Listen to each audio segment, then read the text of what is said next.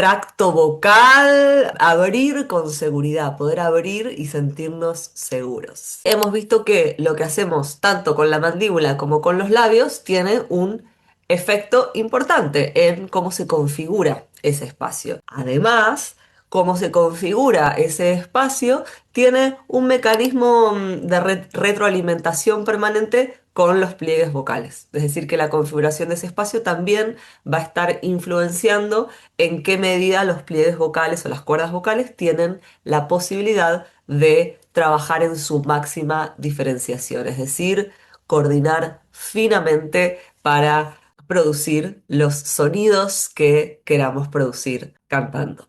El efecto que esa apertura tiene en la comunicación emocional al cantar, ¿no? En la expresión, que es algo que está como en otro canal, en otro nivel, que la idea que tengamos sobre la obra que estamos haciendo, que tiene que ver en esta comunicación que sucede más allá del lenguaje de la palabra, que es el sonido que se produce desde un estado fisiológico, psicológico, emocional del cantante.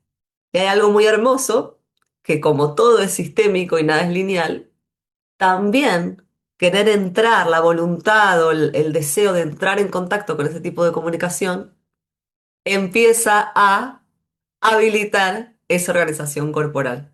En la medida en que esa organización corporal la conocemos, la reconocemos, reconocemos esa posibilidad en nosotros, existe, sabemos cómo se siente, podemos recuperarla también desde la voluntad de expresarnos desde ese lugar. Algo muy interesante para nosotros como cantantes es estar muy en contacto. Estamos acostumbrados a estar en contacto, por supuesto, con el resultado acústico, ¿no? Con el sonido de nuestra voz, y por supuesto es fundamental, pero también vemos que hay mucha riqueza en estar en contacto con la sensación táctil de nuestra voz, ¿no? Que es esa sensación de vibraciones en el tracto vocal.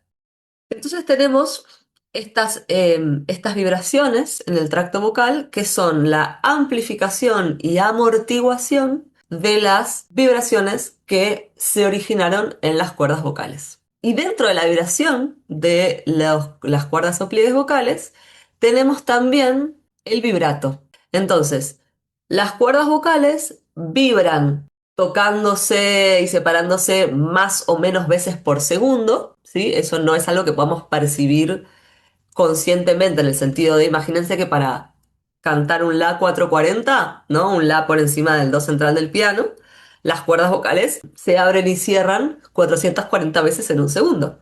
No lo podemos ni pensar, pero sí podemos percibir una cualidad, una vibración. Pero en términos de percepción, podemos percibir eventualmente un cambio de calidad en la vibración y también en la cantidad de cuerpo que sentimos vibrando, porque las cuerdas vocales, cuando vibran más grave, necesitan tener más cuerpo, ¿sí? O sea, se activa un músculo que se llama músculo vocalis, que hace que el pliegue de la cuerda, o sea, lo que se toca entre una cuerda y la otra, sea más gordito y menos tenso.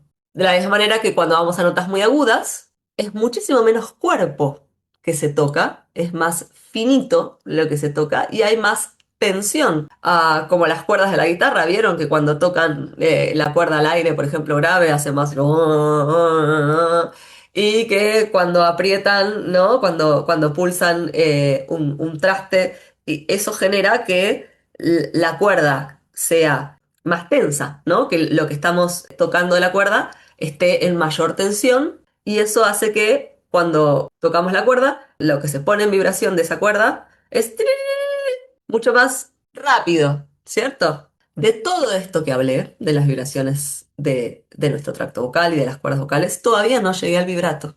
¿Qué es el vibrato? Resulta que las cuerdas vocales, los pliegues, todo el cuerpo de cada uno de los dos pliegues, está recubierto de una mucosa, un tejido que suele ser húmedo, que recubre alguna estructura. Si las cuerdas se ponen en movimiento, la mucosa que las recubre también genera, digamos, en su vibración ciertos patrones que producen el vibrato.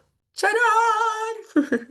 Por supuesto que esto no es un fenómeno que podamos controlar voluntariamente, es un fenómeno autonómico y el vibrato ocurre como un resultado de equilibrio en la función vocal. Es decir, que los mecanismos que producen la voz están en cierto equilibrio, ¿sí? En cierta coordinación que hace que el vibrato pueda surgir, aparecer. La sensación hacia la que vamos es una sensación de unidad. Cada detalle que vamos a descubrir, cada subsistema dentro del sistema, podemos tomarnos el tiempo de mirarlo, dejar que el resto por un rato se desorganice o ni idea qué pasa. Nos concentramos en una parte para descubrir una posibilidad de nuestro instrumento con la intención de que eso luego vuelva a integrarse en una totalidad de mi instrumento en funcionamiento, ¿sí? Que tiene una sensación de alguna manera más global que incluye las mini sensaciones. Como todo esto que yo les describo por pedacitos de la vibración de las cuerdas vocales, la vibración del tracto vocal que amplifica, la vibración de la mucosa que recubre las cuerdas vocales que genera el vibrato. De ninguna manera se puede dividir, ¿cierto? No se puede, sucede como un todo. Las sensaciones que tenemos son sensaciones dinámicas, con muchas capas y complejas. Entonces, el vibrato tiene un efecto en la sensación de la vibración de la voz adentro del tracto vocal. Pero ese no es el origen del vibrato ni un lugar desde el cual intentamos controlar el vibrato, sino es una sensación que podemos sentir como parte de ese proceso dinámico y complejo.